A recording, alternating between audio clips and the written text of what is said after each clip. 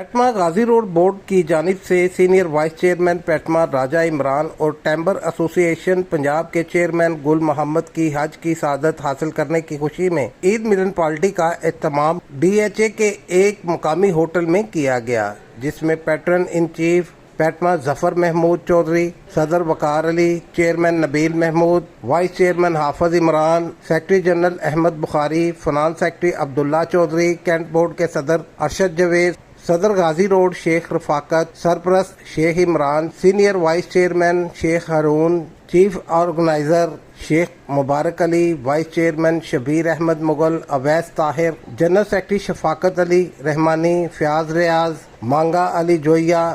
Sajid Rehmani, Zahid Bhatt, Arshad Rehmani, Umar Rahmani, Mohammad Shafiq combo, Shahid मजीद, रियाज Mughal, cantt board के chairman मियाँ Javed Asim, गुलबरक board के सदर असलम बरकाती, सेक्रेटरी जनरल धर्मपुरा इमरान बिन अहद, सदर शोकत टाउन राना रमज़ान, सदर बल्ले शाह रोड असामा अशरफ शामिल थे। तकरीब के अख्ताम पर मियाँ शाहिद को इंफॉर्मेशन सेक्रेटरी लाहौर, जाहिद भट्ट को